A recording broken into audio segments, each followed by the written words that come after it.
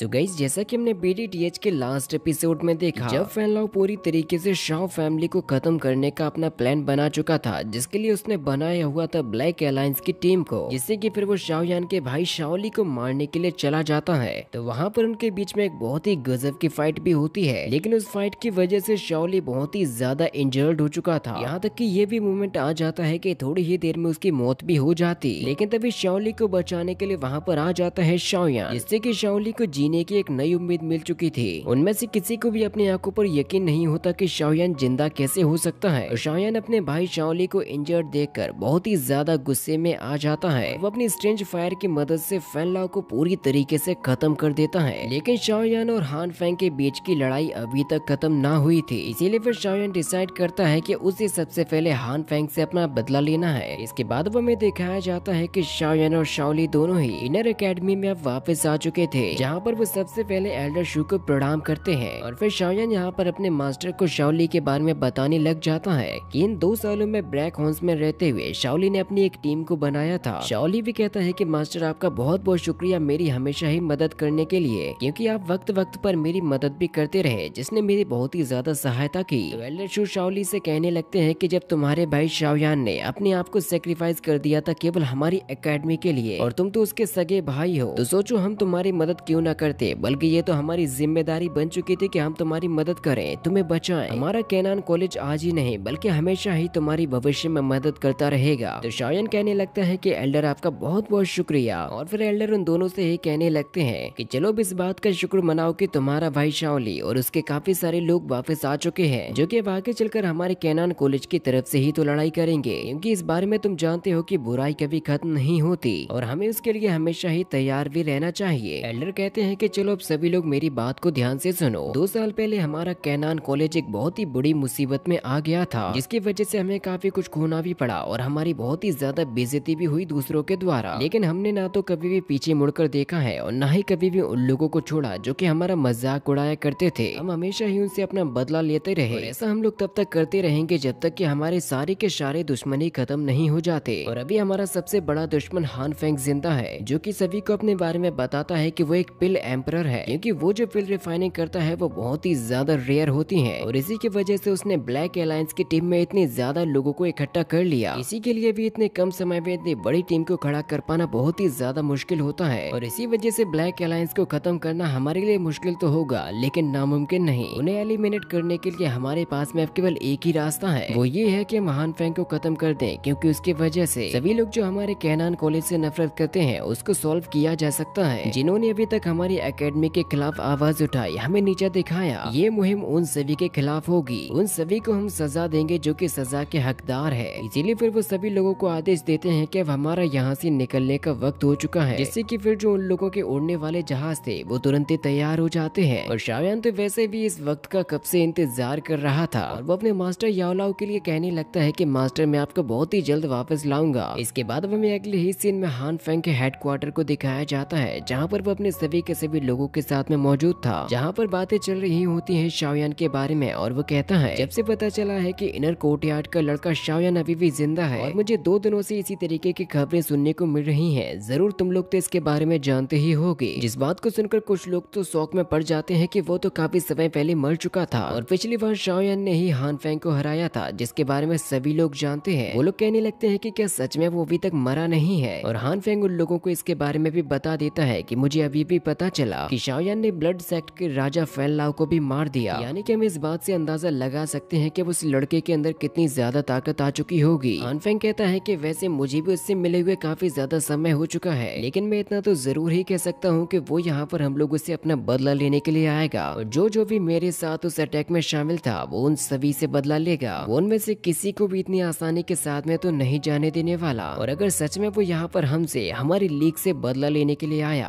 तो तुम में से कितने लोगों को यकीन है कि तुम खुद को बचा पाओगे। जिस बात को सुनकर वो ब्लैक अलायंस की टीम के लोग सोच में पड़ चुके थे कि अब आकर वो क्या ही बोले। तभी एक मोटा बंदा हंसते हुए कहने लगता है कि भाई हान फेंग, जब हम लोग अपनी इस ब्लैक अलायंस की टीम को बना रहे थे तब हमने इस तरीके की सिचुएशन से निपटने का तरीका पहले ही निकाल लिया था। हाँ, हम इसके बारे में जानते हैं कि शाओयान काफी ज्यादा ताकतवर है। हम में से अगर कोई भी उसके साथ में अकेले लड़ने की कोशिश करेगा तो जरूर से मारा ही जाएगा। तो फिर तभी एक बंदा गुस्सा करते हुए कहने लगता है कि मुझे उसका कोई भी डर नहीं है, जो भी होगा मैं देख लूंगा। पहली बात तो वो यहाँ पर आने की हिम्मत भी कैसे कर सकता है। तो फिर हान फेंग कहने लगता है कि जब तुम सभी लोग इसके लिए तैयार हो चुके हो कि हमारी ये ब्लैक अलायंस की टीम केवल इसी के लिए ही बनाई गई थी कि हम अपने प्रतिद्वंदियों और दुश्मनों का सामना बेझिझक होकर कर सके। मुख्य रूप से तो इसे कैनान कॉलेज से निपटने के लिए ही बनाया गया था। मैंने अपनी टीम के कुछ लोगों को भेज दिया है शाओयान के ठिकाने के बारे में पता लगाने के लिए, और जैसे ही मुझे कोई खबर लगती है मैं तुम सभी को सबसे पहले बता दूंगा, क्योंकि उसके हमारे ऊपर हमला करने से पहले हम ही उसके ऊपर हमला कर देंगे ताकि उसे कुछ सोचने समझने का मौका ही ना मिल सके। हान फेंग उन लोगों से कहता है कि अगर हम लोग सच में उसको पकड़ लेते हैं तो तुम लोग उसे मेरे हवाले कर देना, जिसके बदले में तुम सभी लोगों को तुम्हारा मनचाहा तोहफा भी दूंगा। हान फेंग अपने मन में सोच रहा था कि अब उसे जल्द से जल्द अपनी बर्निंग टेक्निक को कंप्लीट कर लेना चाहिए, जिससे कि वो इस कॉन्टिनेंट का सबसे ज्यादा पावरफुल बंदा कहलाने लगेगा। फिर तभी वहाँ पर उसकी टीम के 2 और बंदे आ जाते हैं जो कि हान फेंग से कहने लगते हैं कि अब हमारा पुराना दुश्मन वापस आ चुका है। तो फिर तभी एक बूढ़ा डीमन कहने लगता है कि जब कभी भी कैनान कॉलेज के लोग अपने फुल पोटेंशियल में आते हैं तो उन लोगों को हमेशा ही हार का सामना करना पड़ता है, और मुझे उम्मीद है कि अगर वो लोग इस बार आएंगे तो उन्हें इस बार भी हार का सामना ही करना पड़ेगा। इसीलिए अगर वो ना ही आए तो ही बेहतर रहेगा। जिस बात पर इस सभा के सभी लोग हंसने लग जाते हैं, लेकिन हान फेंग के चेहरे पर खुशी नहीं होती। वो सोच रहा था कि क्या उसकी सी हर्ट फ्लेम शाओयान को टक्कर दे पाएगी। इसके बाद फिर हमें कैनान कॉलेज के सभी लोगों को इसी तरफ आते हुए दिखाया जाता है, जहाँ पर सबसे आगे ट्रैवल कर रहे थे शाओयान और उसके मास्टर। एल्डर शू इस बारे में कहने लगते हैं कि ब्लैक अलायंस का सामना करने के लिए हमें उनके हेडक्वार्टर मेपल सिटी ही जाना है, इसीलिए सभी के सभी लोगों को बहुत ही ज्यादा केयरफुल रहना चाहिए, क्योंकि ये चीज हमारे लिए इतनी भी ज्यादा आसान नहीं होने वाली। शाओयान कहता है कि हाँ मैं जानता हूँ, सिटी में काफी सारे ताकतवर लोग भी हैं, क्योंकि मैं वहाँ पर ताकतवर लोगों को सेंस कर सकता हूँ। मुझे तो यकीन नहीं होता कि केवल इन 2 सालों के अंदर ही हान फेंग ने एक पूरी एकेडमी को तबाह करने के लिए अपनी टीम बना ली। तो उसके एल्डर कहने लगते हैं कि हान फेंग एक 6th ग्रेड का फील्ड रिफाइनर है, और उसने अपनी इज्जत को इतना ज्यादा बढ़ा लिया है कि वो ब्लैक हॉर्न डोमेन के हर एक ग्रुप को आदेश देने की ताकत रखता है, क्योंकि आखिर कौन ही फील्ड रिफाइनर एम्परर के हाथों से अपनी पिल नहीं लेना चाहेगा। और शाओयान एल्डर से कहने लगता है कि आप हान फेंग को मुझ पर छोड़ देना, आप बाकी के गोल्डन एंड सिल्वर एल्डर्स को संभाल लेना, अगर आपको इससे कोई दिक्कत है तो आप मुझे बता सकते हो। एल्डर कहते हैं कि मैं गोल्डन और सिल्वर दोनों के बारे में ही काफी अच्छे तरीके से जानता हूँ, वो ट्विन तो है लेकिन मेरे सामने ज्यादा देर तक नहीं टिक पाएंगे। शाओयान कहता है कि ठीक है मास्टर, और अगर हम लोग इस बैटल में हान फेंग को पकड़ लेते हैं तो आप उसे मारना मत बल्कि मेरे हवाले कर देना। तो मास्टर कहते हैं कि क्या तुम सी हर्ट फ्लेम के आइडिया को जानना चाहते हो, क्योंकि वैसे भी शी हर्ट फ्लेम बहुत ही ज्यादा प्रीशियस फ्लेम्स में से एक है, लेकिन जितना मुझे पता है उसके हिसाब से एक पिल रिफाइनर एक समय में केवल एक तरीके की ही फ्लेम को कंट्रोल कर सकता है, लेकिन तुम तो एक के बदले 2 फ्लेम्स को कंट्रोल करने में महारत हासिल कर चुके हो, और इस बार अब तुम तीसरी फ्लेम को भी अपनी बॉडी में डालना चाहते हो, लेकिन ये चीज तुम्हारी और तुम्हारी बॉडी के लिए बहुत ही ज्यादा डेंजरस हो सकती है। शाओयान कहता है कि मेरा खून एक लड़ाकू खून है, क्योंकि वो मेरी बॉडी में जाने वाले किसी भी फ्लेम को कंट्रोल करके उसे अपने अंदर एब्जॉर्ब कर लेता है। हाँ मैं जानता हूँ कि शायद मुझे सी हर्ट फ्लेम की वजह से जिंदगी और मौत के बीच भी जूझना पड़ सकता है, और इसमें सफलता पाने की भी बहुत ही कम चांसेस है, लेकिन मैं बिना ट्राई किए हार तो मान ही नहीं सकता, क्योंकि मैं जानता हूँ कि अगर मैं केवल एक बार सक्सेसफुल हो गया तो मेरे पास में उतनी ताकत आ जाएगी जितने कि मैं उसको संभाल सकूं, लेकिन अगर मैं फेल हुआ तो ये मेरी बॉडी को पूरी तरीके से जलाकर राख कर देगा। तो एल्डर शूज से कहते हैं कि क्या तुम अपनी जिंदगी के साथ में खिलवाड़ करना चाहते हो, कि तुम्हारी जितना टैलेंटेड बंदा अगर नॉर्मल कल्टिवेशन भी करे भी तुम काफी सारे अचीवमेंट्स को प्राप्त कर सकते हो। लेकिन शाओयान कहता है कि मेरा पर्पस छोटी चीजों को पाना तो बिल्कुल भी नहीं है। इसकी आगे की स्टोरी हमें नेक्स्ट पार्ट में दिखाई जाएगी, जो कि बहुत ही जल्द लाया जाएगा।